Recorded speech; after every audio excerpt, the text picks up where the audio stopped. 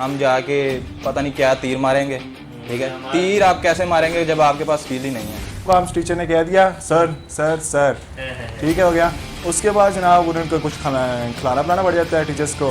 वो बस कई के पास तो मोबाइल नहीं था, लैपटॉप नहीं, मोबाइल नहीं, जैसे आपने कहा अभी कि इंटरनेट इशू रहा। को एंजॉय कर रहे थे। बाकी सब्जेक्ट्स जो होते हैं ना, उनको जितनी मर्जी मेहनत से सर तैयारी कर लें, वो हम उनके ऊपर पूरा नहीं उतर रहे होते। पाकिस्तान को देखते हैं, इसमें बहुत ज़्यादा आईटी ने अपना बहुत रोल प्ले कर रही है। देखा है ना, वो इतना कोई ख़ास ट्रेंड है नहीं रिसर्च का इधर सिस्टम पे।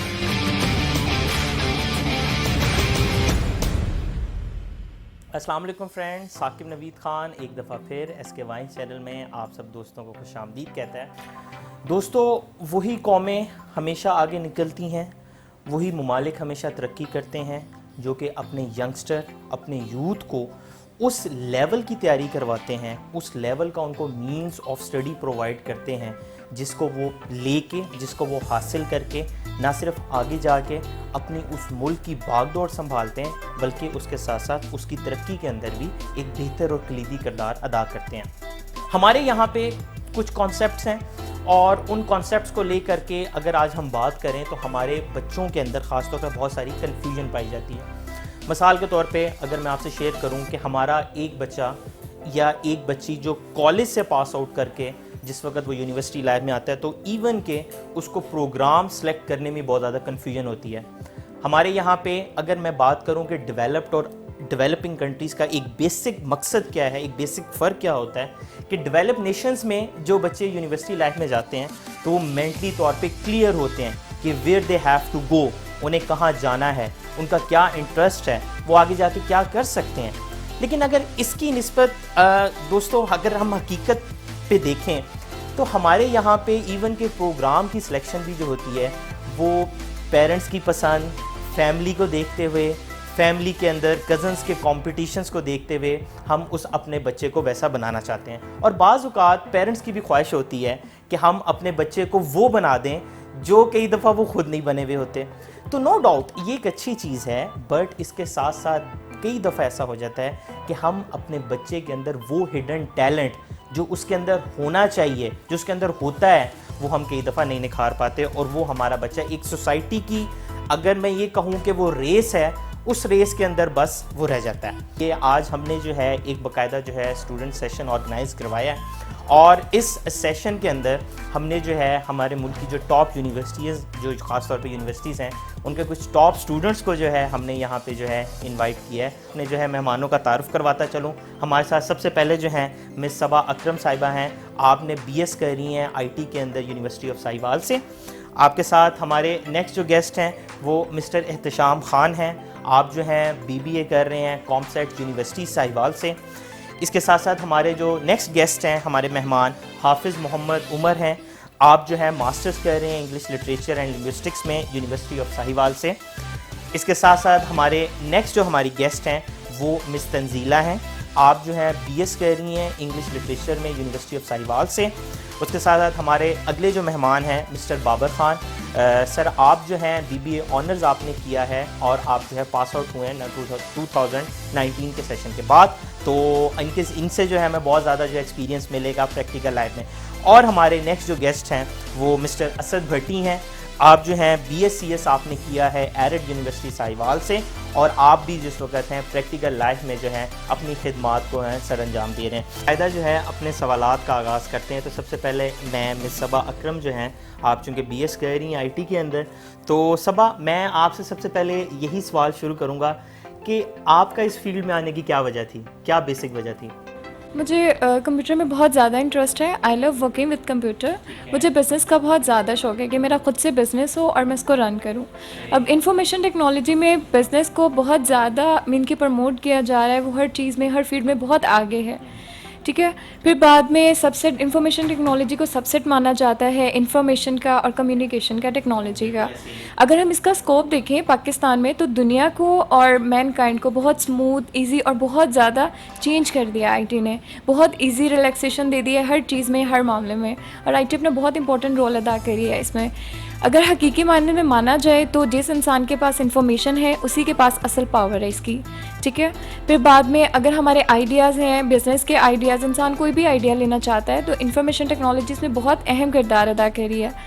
हम लोग असल में बेसिक मतलब आपका जो एम है वो बिजनेस का है और आईटी को साथ लेके अच्छा जी, और अगर हम लोग इसको बिज़नेस को लेके किसी भी जगह पे बिज़नेस अगर हम लेके चलते हैं, अपना काम इसी को कंटिन्यू करते हैं, तो ये मल्टीनेशनल कॉर्पोरेशन को लेके इसमें लार्ज बिज़नेस, मिड में कर सकते हैं, मिड बिज़नेस और स्मॉल बिज़नेस। तो ये इतनी ज़्यादा ये जो माशाल्लाह सोचें हैं, ये आपने खुद ही आई कि कोई पेरेंट्स की तरफ? जी, मुझे मेरी मम्मा ने बहुत सपोर्ट किया जी, और फिर मम्मा के सपोर्ट करने के साथ साथ से जैसे हम अपने पाकिस्तान को देखते हैं, इसमें बहुत ज़्यादा आईटी ने अपना बहुत रोल प्ले कर रही है।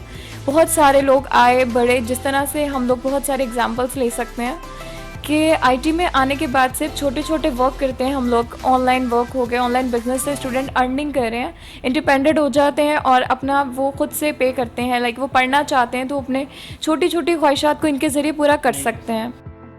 सॉफ्टवेयर हाउसेज जो होते हैं ये भी ऑब्वियसली बिजनेस का ही एक टर्म। अच्छा सही। इसी का एक जरिए, जैसे कि अब यहाँ पे बहुत सारी ये फ्री लांसिंग वगैरह बहुत सारे काम कराए जा रहे हैं आईटी के थ्रू। इससे बहुत ज़्यादा हमारे मुल्क में डेवलपमेंट हो रही है। और अगर हम as compared to different countries को देखें तो जैसे हमारे फॉर एग्जांपल हम व्हाट्सअप को ले सकते हैं, ये हमारी कंट्री का नहीं है, इसको आउट ऑफ कंट्री ने लॉन्च किया, उसके ज़रिए वो बहुत ज़्यादा प्रॉफिट, पूरे पाकिस्तान में इसका इस्तेमाल बहुत ज़्यादा है। अगर हम अपनी तरक्की, अपने मुल्क को तरक्की कराना चाहते हैं, बहुत आगे लेके आना चाहते हैं, तो हम लोग चाइना को देख सकते हैं, हमारे लिए बहुत बेहतरीन मिसाल है। और चाइना ने अपनी छोटी छोटी लोकल बनाई हुई है वेब्स, उनको वो यूज़ करते हैं। मकसद ये है कि हम बिल्कुल छोटे मतलब बड़े सेक्टर की बजाय शॉर्ट टर्म और शॉर्ट, हाँ सही। चाइना में एक वेब यूज़ की जा रही है, वीचैट वेब, ठीक है, वो उनकी लोकल वेब है जिससे उनकी प्रॉफिट उन्हीं की कंट्री को होता है, क्योंकि वो अपनी कंट्री में खुद से ऐप क्रिएट करते हैं, उनका प्रॉफिट उन्हीं को होता है। लेकिन इस तरह से हम भी चाहें तो अपनी छोटी छोटी ऐप अपनी कंट्री के लिए क्रिएट कर सकते हैं ताकि उसका प्रॉफिट हम लोगों को हो, ना कि आउट ऑफ कंट्री को। अब पूरे पाकिस्तान में व्हाट्सएप का बहुत ज़्यादा इस्तेमाल है लेकिन प्रॉफिट उसका हम लोगों को नहीं हो रहा। बिल्कुल, तो हम लोग को चाहिए कि जो भी स्टूडेंट होते हैं स्टडी के साथ साथ अपने छोटे छोटे काम को लेके चलें, लाइक स्टडी को भी कंटिन्यू रखें और छोटी छोटी जॉब्स को भी कंटिन्यू रखें। वो साथ में बहुत ज़्यादा पॉलिश हो जाते हैं। अब एक यूनिवर्सिटी है, उसमें 1000+ स्टूडेंट एडमिशन लेते हैं, ठीक है, तो उनको यूनिवर्सिटी में 4 साल के बाद वो कहीं जॉब के लिए जाते हैं, तो मेरे ख्याल में 1000+ के स्टूडेंट्स को फ़ौरन जॉब नहीं मिल जाती। कि हम लोग इतना सारा पॉलिश हो जाएं कि हम खुद से अपना बिजनेस, अपनी जॉब कर सकें। हमें बहुत सारे लोगों का सवाल आता है, हम लोगों ने इतना पढ़ा, हमारे पास जॉब नहीं है। चलें माशाल्लाह ज़बरदस्त। तो अब मैं आऊँगा उमर, हाफिज़ मैं सुने इंट्रोडक्शन में हाफिज़ उमर आप जो है मास्टर्स कर रहे हैं इंग्लिश लिटरेचर में यूनिवर्सिटी ऑफ साहिवाल से। तो उमर, लिटरेचर को आप मतलब कैसे देखते हो, और इसका मैं भी आपसे ही क्वेश्चन करूँगा, आपका इंटरेस्ट कैसे आ गया? क्योंकि एक जनरल कॉन्सेप्ट ये होता है कि जी जो MA इंग्लिश है ये तो बस जो है हमारे यहाँ पे एक आम कॉन्सेप्ट है, ये सिर्फ लड़कियों के लिए है। तो आप इसको कैसे देखते हो, कैसे इसको आप आइडेंटिफाई करते हो? फर्स्ट ऑफ ऑल सर, जो इंग्लिश सब्जेक्ट्स है ना, उसको मैं इस तरह लेता हूँ कि since my childhood English is my favourite subject. ठीक है। और सर मैं इसको जब रीड करता हूँ, राइट करता हूँ, लिसन करता हूँ और स्पेशली जब स्पीक करता हूँ तो मैं इस सब्जेक्ट को इंजॉय करता हूँ पर्सनली तौर पर। ज़बरदस्त। सर इंग्लिश लैंग्वेज जो है ना, उसको जब मैं इंग्लिश लैंग्वेज में इंक्लूड होता हूँ, मतलब कि रीड कर रहा होता हूँ कोई भी चीज़, ठीक है, उसमें मुझे पर्सनली तौर पे मैं कंफर्टेबल फील कर रहा होता हूँ इंग्लिश लैंग्वेज को रीड करते हुए, राइट करते हुए।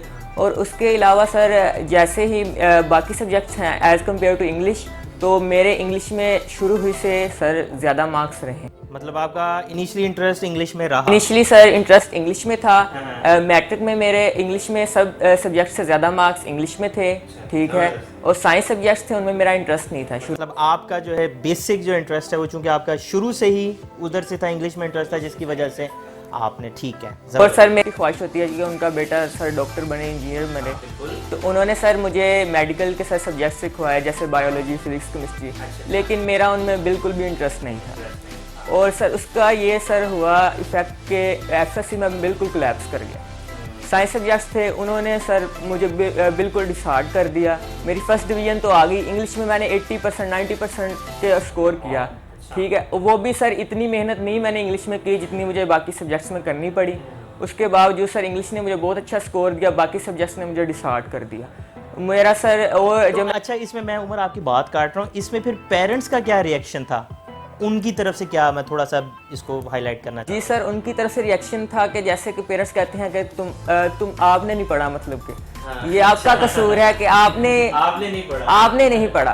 हालांकि सर हमारा जो इंटरेस्ट होता है ना, हम उसको एंजॉय कर रहे होते हैं, बाकी सब्जेक्ट्स जो होते हैं ना, उनको जितनी मर्जी मेहनत से सर तैयारी कर लें, वो हम उनके ऊपर पूरा नहीं उतर रहे होते। वो कई बार सर पासिंग मार्क्स भी लेना बहुत मुश्किल हो जाता है। ये नाज़रीन, ये जो है उमर ने ख़ास तौर पे, अगर मैं ये बात कहूँ कि हमारे 80 to 90 कई दफ़ा स्टूडेंट्स के इश्यूज़ रहते हैं कि वो कई दफ़ा जो है इस चीज़ को नहीं कर पाते, रिज़ल्ट का इशू आ जाता है। तो ये उमर ने बड़ी अच्छी बात की है। मैं इसी बात को थोड़ा सा अब आगे ले जाना चाहूँगा हमारे साथ मिस्टर एहतशाम। तो अब मैं अपने next guest mister Ehtesham Khan साहब के पास जाऊँगा। खान साहब, बहुत बहुत सबसे पहले तो आपका शुक्रिया, आपने टाइम दिया। एहतशाम, आप BBA कर रहे हैं कॉमसर्ट यूनिवर्सिटी से, माशाल्लाह आपकी कंटिन्यू है। मैं आपसे डायरेक्ट यही, चूँकि आप बिज़नेस के भी स्टूडेंट हैं, रिसर्च को लेकर के क्या समझते हैं? हम कहा जाता है कि हमारी यूनिवर्सिटीज़ में रिसर्च का फुकदान है, कमी है, तो आप इसको कैसे देखते हो, क्या समझते हो? First of all thanks for inviting me है। आगे रिसर्च के वाले से आपका क्वेश्चन है, तो जो मैं बेसिकली कॉमसर्ट से पढ़ रहा हूँ, अंडर ग्रेड का स्टूडेंट हूँ, 7th सेमेस्टर मेरा भी स्टार्ट होगा कुछ वीक्स में। तो कॉमसर्ट यूनिवर्सिटी बेसिकली इस्टेब्लिश की गई थी रिसर्च के हवाले से, और मेरे दोस्त हैं मुख्तलिफ यूनिवर्सिटीज़ में पढ़ रहे हैं। तो जो मेरे उसमें आता है कि जो कॉलेज एजुकेशन होती है जिसमें रट्टा सिस्टम चलता है, नोट्स बने हुए होते हैं, इसी तरह स्कूल वाला सिस्टम, तो इस पे यूनिवर्सिटी में आपको पता है कि टीचर पे डिपेंडेंट होता है कि वो किस तरह लेके चलते हैं स्टूडेंट को, कि वो ग्रूम करें, आगे रिसर्च करें। ये तो मैंने जो ट्रेंड देखा है ना, वो इतना कोई ख़ास ट्रेंड है नहीं रिसर्च का इधर सिस्टम पे। जैसे कि बड़ी यूनिवर्सिटीज़ हैं, लम्स का बिज़नेस के हवाले से मशहूर है काफ़ी, तो उसमें काफ़ी ट्रेंड होता है कि रिसर्च का होता है। इवन के जिन्होंने बुक्स लिखी होती हैं वो ऑथर्स तक आते हैं। हमें ये वही सिस्टम जो है ना कंटिन्यू किया गया, क्योंकि टीचर्स की भी ट्रेनिंग नहीं की, इतना रिसर्च का कोई। लेकिन एहतशाम, इसमें थोड़ा सा ये भी तो हकीकत है ना कि कहा जाता है कि रिसर्च में कुछ स्टूडेंट्स के एंड पे भी कुछ फ्लॉज आ जाते हैं, कि वो भी कहते हैं कि स्टूडेंट भी रिसर्च से भागते हैं, कोई ऐसा भी है? इस तरह का है, देखें ना, एक जो पाकिस्तान से बाहर कंट्रीज़ में देखें तो उनके जो होता है हर डिपार्टमेंट की अगर लाइब्रेरी होती है बनी हुई, हमारे यहाँ पे होता है एक लाइब्रेरी बनी हुई है लेकिन उसका कोई सिस्टम नहीं है, ना उधर कोई जाके बैठता है। इवन मुझे 3 साल हो गए, मैंने आज तक लाइब्रेरी रूम को भरे हुए नहीं देखा। लेकिन तब जब मैं ये बात कहूँ कि जिस वक्त यूनिवर्सिटीज़ अपने एडमिशन्स जिस वक्त ओपन करवाने के लिए वो जिस वक्त जिस तरह के वो पम्फलेट्स और जिस तरह के वो अपने एड्स दे रही होती, तो उस वक्त तो रिसर्च पे तो बड़े वो बता, वो क्या बस एक सुहाने ख्वाब दिखाती हैं। ऊंची दुकान और फीका पकवान वाला ही साहब है। अच्छा। हाँ, तो वो तो ये आप एडवर्टीजमेंट करते हैं, आप देखेंगे कि यहाँ पे कोई स्कूल होगा और उसकी एडवर्टीजमेंट आ रही होती है तो कहते हैं वर्ल्ड क्लास एजुकेशन सिस्टम, और जब बच्चे का एडमिशन करवाते हैं 2 साल बाद उसको ABCD पूरी नहीं आ रही होती। तो मतलब इसका ये बेसिक वजह रिसर्च। अच्छा, और जहाँ तक बिज़नेस की जो बुक्स और उनकी जो है बाकी चीज़ों का ताल्लुक है, वो भी इसी से, मतलब वो भी एक जो पिछला सिस्टम है वो चलता आ रहा है। बिल्कुल, मैं आपको एक मिसाल देता हूँ। हमारी एक 10th की बुक है इंग्लिश की, उसमें ना एक चैप्टर है कि चाइनीज़ के हवाले से पढ़ाते हैं उसमें। तो वो 45 ईयर्स से वही कोर्स चलता आ रहा है। उसमें दिखा रहे हैं कि इन 2000 चाइना में क्या क्या हालात होंगे, कितना वो ग्रो कर जाएगा, और 2021 हो चुकी है, अभी तक वो अपडेट नहीं हुआ कोर्स। तो आप ये देखें, आउटडेटेड कोर्स पढ़ाए जा रहे हैं। जैसे चाइना की चीज़ें हम याद रख रहे हैं। एक दिखाया गया मॉडल बना के कि 2000 में चाइना कैसा होगा, और अब 2021 आ गया, वो कोर्स अपडेट नहीं हुआ। मैंने इनिशियली जो है ना 6th क्लास तक ऑक्सफोर्ड की एजुकेशन ली थी, तो उसके बाद मैं आया पंजाब टेक्स्ट बुक बॉक्स पे। तो मेरा उसके बाद से, मैं सीरियसली बता रहा हूँ, स्टडीज़ में कोई इंटरेस्ट नहीं रहा कि एक ही जो ये 7th सेमेस्टर तक ये क्या है, झक मार के पहुंच गए हो, ये कैसे पहुंच गए? भाई ये कुछ कोरोना की मेहरबानी है। अच्छा, हाँ, बल्कि मैं उससे भी अपने पार्टिसिपेंट से चले, माशाल्लाह, गुड। आपने बहुत अच्छे तरीके से रिसर्च को जो है नाज़रीन, एहतशाम ने बहुत अच्छा जो है इसको डिस्क्राइब किया है। मैं इसी बात को लेकर, क्योंकि जैसे कि एहतशाम ने भी बात की नाज़रीन कि ये जो है इश्यूज़ रहे ऑब्वियसली कोरोना में, तो मैं अपनी जो हमारी नेक्स्ट गेस्ट हैं मिस तंजीला जो हैं, आप इस वक्त BS कर रही हैं इंग्लिश के अंदर, इंग्लिश लिटरेचर के अंदर यूनिवर्सिटी ऑफ साहिवाल से, और माशाल्लाह अब इसे GR के तौर पे अपनी खिदमात भी अंजाम दे रही हैं और एज ए सीनियर स्टूडेंट तो तंजीला, मैं आपसे यही सवाल करूंगा इसको ख़ास तौर पे कि कोरोना के अंदर जो था ख़ास तौर पे इस पे आपने जो ऑनलाइन एजुकेशन थी इसको कैसे मैनेज किया? क्या इसके पॉजिटिव और नेगेटिव इम्पैक्ट दोनों, अगर आप इनको बैलेंस थोड़ा हमें बता सकें। स्टडी में जब भी कोई सडन डिसीजन लिया जाता है तो ऑफ कोर्स उसके जो इम्पैक्ट्स होते हैं वो बेहतर तो नहीं होते हैं। और वैसे भी जब कोरोना आया था, यही सीन कोरोना में भी है, जब कोरोना आया था तो पहले तो हमने काफ़ी महीने उसके जाने का वेट किया। ठीक है। उसके बाद जब हमें अचानक से सारी चेंजिंग करना पड़ी तो ऑफ कोर्स हमें काफ़ी मुश्किलात का सामना करना पड़ा। ऑब्वियसली तब काफ़ी स्टूडेंट्स जो हैं उनके पास, कई के पास लैपटॉप नहीं थे। हाँ, ये मैं ख़ास तौर पे कहना चाहूँगा कि बड़ा इशू सुना इस बात में भी आया कि कई इवन के हमारे students, young boys and girl, लड़के लड़कियाँ जो कि देहातों में रहते हैं, ख़ास तौर पे गांव में, जहाँ पे हमारे अभी भी इंटरनेट की फैसिलिटी नहीं है, तो उनके लिए आपने कैसे देखा? चूँकि आप माशाल्लाह GR भी थी तो जाहिर है बहुत सारी लड़कियाँ भी लड़के भी इश्यूज आपसे शेयर करते होंगे। तो कई के पास तो मोबाइल नहीं था, लैपटॉप नहीं, मोबाइल नहीं, जैसे आपने कहा अभी कि इंटरनेट इशू रहा और इसी दौरान लाइट का भी इशू रहा, क्योंकि पाकिस्तान में सही से लाइट भी नहीं प्रोवाइड की जाती। तो इसलिए फिर काफ़ी मसाइल का हल, वो काफ़ी जो मसाइल थे उनको हमें फेस करना पड़ा। तो बुक्स जो थी वो फिर आपने कैसे, बुक्स को कैसे मैनेज किया? टीचर कैसे लेक्चर्स देते थे? क्या होता है, जूम ऐप पे सब कुछ चलता था? Google classroom. गूगल क्लासरूम में, अच्छा, ठीक। उसमें हमें लेक्चर सेंड कर दिए जाते थे गूगल क्लासरूम पे, तो उसको फिर हमने डाउनलोड करके, चूँकि मैं GR थी तो वहाँ से डाउनलोड करके फिर व्हाट्सएप पे सेंड करते थे। तो कोई एग्ज़ाम भी कंडक्ट हुआ इसी बेस पे? उसी ऑनलाइन एग्ज़ाम भी कोई आपने दिया उस पर? मैं मिड भी दिए उसके बाद। तो स्टूडेंट्स क्या सेटिस्फाई हैं एग्ज़ाम से, उनके रिजल्ट से? स्टूडेंट्स तो स्टूडेंट्स होते हैं, देखें उनको काफ़ी ज़्यादा आसानी मिली इस मामले में। अच्छा, हाँ, ये बात है। कॉपी किया, पेस्ट किया, वहाँ पे जाके ऑनलाइन में जहाँ से दिल किया उठा लिया। और वैसे मुझे लगता है कि इन मसाइल को हल होना चाहिए। और मतलब ऑनलाइन की निस्बत ये चीज़ जो एक फ़िज़िकल एजुकेशन है वो बेहतर थी यार। चले माशाल्लाह, बहुत। हाँ। और मुझे लगता है, जहाँ तक मेरा पर्सनल व्यू है, कि जो हमें टेक्नोलॉजी है इस वक्त दुनिया में, उसके साथ खुद को अपडेट करना चाहिए। ज़माने की तेज़ रफ्तार जो तरक्की है उसके साथ हमें अपडेट होना चाहिए।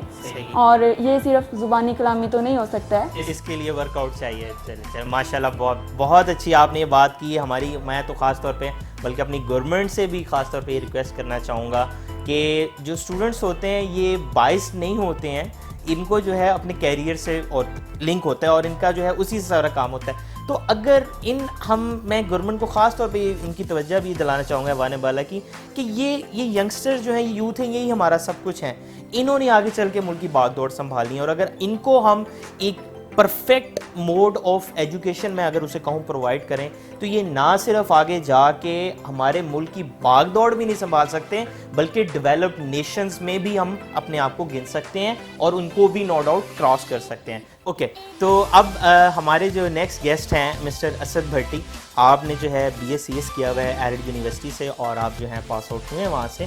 तो असद, चूँकि आपका जो है IT से ही ताल्लुक़ है ऑब्वियसली, तो मैं उससे रिलेटेड एक चीज़ जो है मेरे माइंड में और हमारे कई दफ़ा होती है यंगस्टर्स की कि डिग्री के बाद जिस वक्त आप यूनिवर्सिटी से पास आउट कर जाते हैं तो ये क्या वजह है as compared to the other developed nation कि हमारी यूनिवर्सिटीज़ जो हैं हमारे यूथ को, हमारी यंगस्टर्स को जॉब्स नहीं प्रोवाइड कर पाती? क्या वजह, आपको क्या लगता है, क्या बेसिक इशू है? क्योंकि हमारा नौजवान जो है वो डिग्री के बाद भी उसको मेहनत यूनिवर्सिटी में करनी पड़ती है, उससे डबल उसको अगर मैं कहूँ धक्के जो है बाहर खाने पड़ते हैं, तो उसमें आप क्या कहते हैं?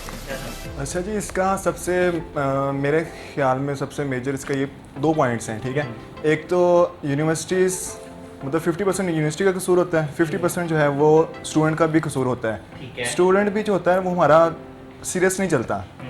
काफ़ी स्टूडेंट्स होते हैं, मतलब मेजोरिटी एक क्लास है ना उसमें 10% स्टूडेंट्स होंगे जो आपने देखा होगा कि 4th सेमेस्टर 5th सेमेस्टर से कुछ ना कुछ करने लग जाते हैं। उनको उनको अच्छी गाइडलाइन मिल जाती है या फिर वो किसी को नेचुरल भी अल्लाह ताला मतलब गॉड गिफ्ट चीज़ें भी रहती हैं, वो फ्रीलांसिंग में लग जाते हैं, वो कहीं ना कहीं ट्यूशन्स पढ़ाने लग जाते हैं, वो कुछ ना कुछ छोटे स्मॉल बिजनेस स्टार्टअप स्टार्ट कर लेते हैं, ठीक है। तो और बाकी जो 90% होते हैं वो जनाब यही बस इंटरटेनमेंट हो रही है, सारी चीज़ें। इसमें फेवरेटिज्म भी आ जाती है? फेवरेटिज्म भी आ जाता है, आ ही जाता है, ठीक है। वो ऐसे है कि जो स्टूडेंट्स होते हैं टीचर्स के ज़रा फेवरेट स्टूडेंट्स, अच्छा इसमें फेवरेटिज्म में भी ना हमारे पास दो किस्म का फेवरेटिज्म है, ठीक है। एक तो स्टूडेंट अच्छा है, वो पढ़ता है, वो शाइनिंग स्टूडेंट है, उसके ओबीडियंट है, उसकी ड्रेसिंग अच्छी है, हर लिहाज से वो शाइनिंग स्टूडेंट है, ठीक है। वो फेवरेटिज्म स्टूडेंट करे, टीचर करे उसके साथ, वो राइट है उसका, मेरे ख्याल में वो राइट बनता है स्टूडेंट का, ठीक है, जितनी वो उसके एफर्ट्स की वजह से, ठीक है। अब दूसरा फेवरेटिज्म होता है, वो होता है जनाब करना कुछ नहीं है, बस टीचर के जहाँ टीचर है उसके पीछे पीछे पीछे पीछे पीछे पीछे पार्टीज वगैरह, पार्टीज से अलावा बस उनके पीछे पीछे जनाब जो काम टीचर ने कह दिया सर सर सर, ठीक है, हो गया। उसके बाद जनाब उनको कुछ खिलाना पिलाना पड़ जाता है टीचर्स को, वो बस खर्चे निकल जाते हैं, टीचर के खर्चे निकल जाते हैं, ठीक है। अब वो वाला जो टीचर भी फेवरेटिज्म देता है वो मेरे ख्याल से वो वाला रॉन्ग है। आप जिस वक्त असद खुद जब पास आउट हुए तो क्या यूनिवर्सिटी ने कोई इस तरह की अपॉर्चुनिटी दी आपको कि आप जिस वक्त यहाँ से डिग्री को पास आउट करेंगे, हमारे ये सॉफ्टवेयर हाउसेज हैं, आप वहाँ पे जाके अप्लाई कर सकते हैं, कोई इस तरह का है कॉन्सेप्ट के नहीं? हमारी यूनिवर्सिटी में तो ये कॉन्सेप्ट मेरे ख्याल में 0% था, कोई ऐसा लिंकेज नहीं है। आपके जितने कोर्समेट्स वगैरह थे वो अब खुद अपने सर पे हैं? अपने सर पे इंटर्नशिप्स किए हैं उन्होंने।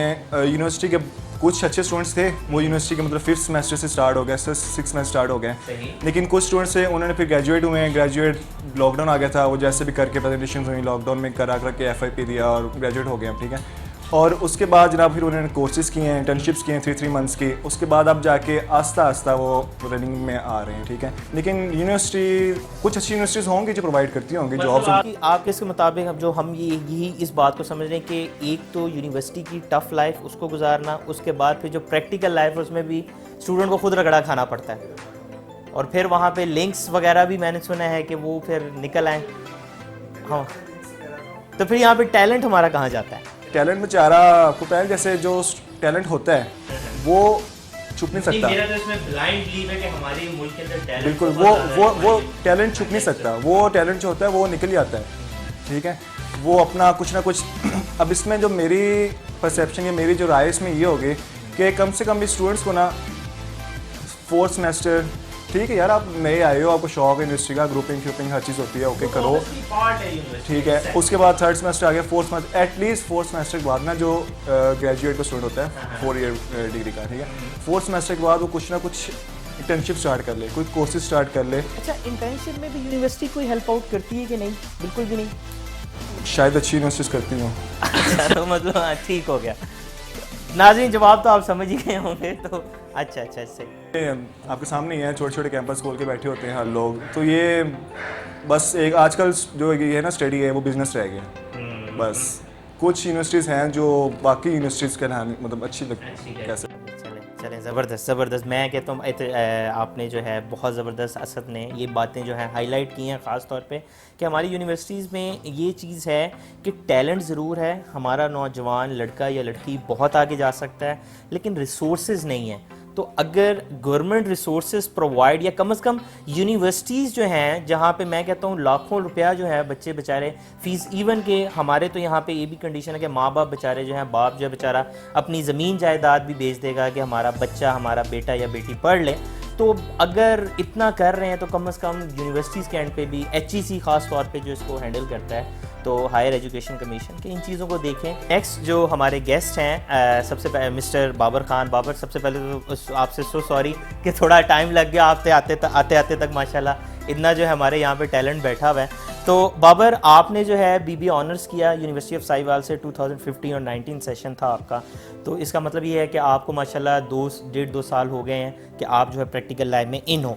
तो आप इस चीज़ को और बेहतर तरीके से डिफ़ाइन कर सकते हो कि मैं इसको स्किल्स को अगर हम जहाँ तक लें कि हमारी यूनिवर्सिटीज़ में एजुकेशन बुक्स की हैं, बट स्किल्स का एक मुझे लगता है कि शायद फुकदान है, तो आप इसको क्या देखते हो कि क्या स्किल्स की कितनी की इंपॉर्टेंस है प्रैक्टिकल लाइफ में? खास तौर पे अपना तजर्बा शेयर करें हमारे साथ। फॉल साकिब भाई, थैंक्स फॉर इनवाइटिंग मी। उसके बाद आपके क्वेश्चन पे आते हैं कि देखें स्किल्स तो बहुत ज़्यादा इंपॉर्टेंट है, ठीक है। अब प्रैक्टिकल लाइफ में जब मैं इंटर हुआ, ठीक है। मैंने वही क्रैमिंग की हुई है, बुक्स पढ़ी हुई हैं, ठीक है। उससे कोई आइडिया नहीं है कि आपने फील्ड में काम कैसे करना है, और हमें सिखाया भी यही जाता है, क्योंकि मैं जो है वो BBA मार्केटिंग की फील्ड से हूँ, ठीक है। तो हमें नहीं बताया गया कि आगे जाके किस तरह जो है प्रैक्टिकल लाइफ में डील करना है चीज़ों को, ठीक है। अब मार्केटिंग के अंदर डिफरेंट सेक्टर्स हैं, ठीक है। मैंने सेक्टर चूज़ किया सेल्स वाला। मुझे नहीं पता आगे जाके इंट्रोड्यूस किस तरह करवाना खुद को, ठीक है। एक शॉपकीपर के साथ जाके किस तरह मिलना है, उसके साथ किस तरह डील करना है, अपनी चीज़ को कैसे सेल करना है, हमें ये बुक्स में कहीं भी नहीं लिखा है, ठीक है। और इवन के हमें यूनिवर्सिटी में इस चीज़ को सिखाया भी नहीं जाता कि आपने प्रैक्टिकल लाइफ में जाके परफॉर्म कैसे करना है, ठीक है। तो सबसे पहली इंपॉर्टेंट चीज़ यही है कि इस चीज़ को यूनिवर्सिटीज़ को सोचना चाहिए, ठीक है। हमारे जो टीचर्स हैं उनको इस चीज़ में इन्वॉल्व होना चाहिए कि प्रैक्टिकल लाइफ में, क्योंकि उनको भी प्रैक्टिकल लाइफ में कोई 10-10, 15-15 साल हो जाते हैं जब वो टीचिंग फील्ड में हमें आके पढ़ाना शुरू करते हैं, ठीक हो गया। तो अब उनको इस चीज़ का एक्सपीरियंस होता है, तो फिर वो इस चीज़ को अपने हिसाब से उसमें चेंजिंग्स ले कर भी आते हैं, ठीक है। इसी हिसाब से उनको चाहिए कि वो हमें इस तरह से जो है वो ट्रेन करें, हमें उस चीज़ को सिखाएं कि ताकि हमारी वो स्किल्स हम उसको प्रैक्टिकल लाइफ में जाके उसको इन्वॉल्व। माँ बाप जब 10-15 लाख रुपया बच्चे पे लगा देते हैं, या बच्चा भी अगर मेंटली तौर पे इस बात को समझने लग जाता है कि मैं फ़ौरन BBA या MBA करने के बाद अगर मैं निकलूँ तो फ़ौरन मुझे 1,00,000-1,50,000 की जॉब ही मिले, क्या ये भी कॉन्सेप्ट थोड़ा सा ठीक है कि गलत है? कॉन्सेप्ट तो बिल्कुल गलत है, क्योंकि जो मैं भी वैसे यही चीज़ सोचता था कि पता नहीं क्या हो जाएगा और मुझे पता नहीं कितने की जो है वो जॉब ऑफ़र हो जाएगी, लेकिन ये कंसेप्ट बिल्कुल गलत है। हमें इस चीज़ से निकलना चाहिए, ठीक है। जब मैं प्रैक्टिकल लाइफ में एंटर हुआ, मुझे पता चल गया मेरी फ़र्स्ट सैलरी जो थी वो 23 लगी थी, ठीक है। अब इतना पैसा माँ बाप का यार 23 भी लग गई, बड़ी बात है। अब इतना पैसा अगर लगा हुआ है और आप 23 के ऊपर सर्वाइव कर रहे हैं, उसमें आपको हॉस्टल भी रहना है, आपको खाना पीना भी करना है अपना, ठीक है। और मेरी जो गर्लफ्रेंड के खर्चे भी आ जाते हैं हो तो फिर तो सारी बात है, खर्चा है, और हम इतने किस्मत वाले किधर। अच्छा, उसके बाद ये है कि फिर उसमें आपको जो जॉब मैं कर रहा था वो 24 आवर्स की जॉब थी। अच्छा, उसमें ये है कोई रिलैक्स नहीं है, क्योंकि सेल्स ऐसी फील्ड है। तो उसमें यही है कि आप एक तो इस कंसेप्ट को भी ख़त्म करें, जो न्यू आने वाले हैं या जिन्होंने मार्केट में इंटर होना है। भाई अगर 15,000 की भी जॉब मिल रही है ना, आप एक दफ़ा अपने आप को इंटर करें, प्रैक्टिकल लाइफ के धक्के खाना शुरू हो जाएं, आप खुद ही सर्वाइव कर जाएंगे। अगर आपकी बात से मैं समझूँ कि अगर बच्चा मेंटली तौर पे इस बात के लिए तैयार है कि वो पास आउट होने के बाद उसको ये रगड़ा मिलने वाला है, तो फिर वो आगे निकल सकते, फिर है चांसेस। देखें, आपके ऊपर ये डिपेंड करती है चीज़। अगर तो आपका लेवल ऑफ माइंड यही है कि आपने जॉब ही करनी है, फिर आप जो है वो मेंटली अपने आप को स्ट्रॉन्ग करने के धक्के हैं ही हैं, ख़ास करके पाकिस्तान में, ठीक है। अगर आपने यही वजह तो नहीं है कि हमारा स्टूडेंट बाहर यही वजह है, क्योंकि देखें वो एक्सपेक्टेशंस है ना कि अगर इतना इन्वेस्टमेंट आपके ऊपर हुआ है, ठीक है, तो हम ये सोचते हैं या हमारा माइंड लेवल ये है कि यार हमें 50,000 से स्टार्ट हो हमारी सैलरी, ठीक है। हम जाके पता नहीं क्या तीर मारेंगे, ठीक है। तीर आप कैसे मारेंगे जब आपके पास स्किल ही नहीं है, ठीक है। तो यही चीज़ है कि सबसे पहले तो स्किल्स का होना बहुत ज़रूरी है। ये आपका ये 2 साल का तजुर्बा ये है कि स्किल्स और, लेकिन अब चूँकि माशाल्लाह आपने 2 साल गुजारे हैं, तो अब तो कई चीज़ों से आप जो है समझ आ गई होगी इन चीज़ों को। और इवन कि मैं थोड़ा सा और एक्सपीरियंस अपना शेयर करता जाऊं कि मैंने मतलब कि सेल्स को ही जो है वो एक अपना फर्स्ट स्किल रखा हुआ है, ठीक है। मतलब कि मेरी प्रायोरिटी सेल्स ही है। मैंने पहले पेप्सी में जॉब की, ठीक है। उसके बाद मैं IT सेल्स की तरफ आया, ठीक है।